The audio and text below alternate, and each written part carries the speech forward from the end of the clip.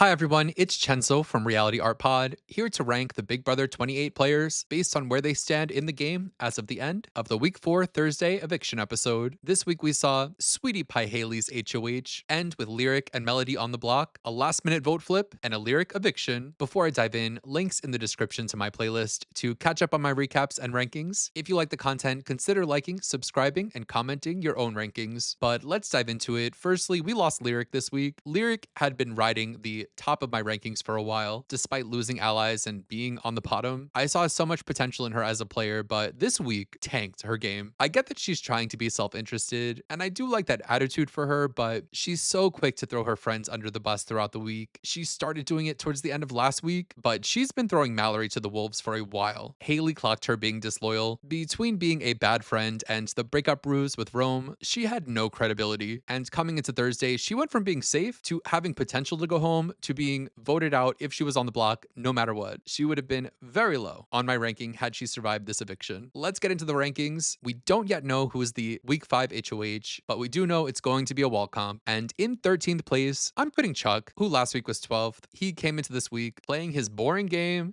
after his bestie Kamu was HOH and then his other bestie, Haley, wins HOH. Yet another week of him accomplishing nothing new and being content in his place. He really has no game and is the one member of Red Corner that has no real connections outside of the Alliance. He kind of had a connection with Lyric, but now she's gone. It's just bad. And in 12th, I'm putting Haley, who last week was 11th. Haley very much needed this HOH. She was unknowingly fighting against the inevitability of the other side winning HOH and nominating her, so she wins it. Let's talk about how bad this HOH was for her and her group. Heading into this week, the tool shed is on shaky ground, but to some extent, they still have Drew and Barrett in this limbo middle position. So that's 8 numbers for them, and the majority to the other side's 6. But it's really a 6-6 split with the 2 middle med in between. This was an opportunity to just nominate 3 people from the minor 6 and further your numbers advantage. Easy. Haley starts this week off deciding to start drama and be a mean girl to Taylor and Melody, making herself look bad in general, truly making the other women hate her and never want to vote for her to win. But she decides pretty much for the group that she wants to nominate Drew right from the beginning, not backdoor him, in the process heavily signaling to Drew and Barrett that the tool shed is over. At that point, you have pushed away 2 of your allies over to the other side, putting yourself in the 6 to 8 disadvantage middle of the week. The best game move she made this week was not nominating Latrice. I don't think she saw it this way, but had she nominated Lala alongside Drew, she would have made this even worse because she would have caused all this damage, lost 2 strong allies, and ended up accidentally taking out Lala, which would put this week into worst HOH reign in history territory. The only reason she's above Chuck is at least she can be strategic and has some bonds outside of their trio. After all this, she drives Drew and Barrett away and ends up taking out Lyric, who Kamu had influence over. This HOH was a disaster, and unless Kamu wins that wall comp, she's going on the block this week. She also has very bad karma at this time. In 11th, I have Kamu, who last week was 6th. He came into this week after his HOH reign to a fortunate successor in Haley. He's guaranteed safety and spends most of the week working on this Lyric project. His mission, kicking Drew out of the Alliance and recruiting Lyric, not seeming to care what the others in the Alliance thought of this choice. This pissed Haley off, but he continued throughout the week to push Lyric not going up and then pushing for Lyric to definitely be saved. Like I said, working on Lyric all week. And after all the work, she goes home. Waste of time, and he voted wrong. This is going to send him into a spiral. In 10th, I have Latrice, who last week was 14th. She came into this week having survived the eviction in a unanimous vote. She did not help her side of the house when she was eliminated in the first round of the HOH competition. They should have kept Jason. But when Haley won HOH, she did a great job listening to Taylor's coaching, going to Haley, throwing her allies under the bus, which is what she needed to do. If Latrice went on the block at all this week, she would have lost the veto and the blockbuster, been on the block Thursday, and likely evicted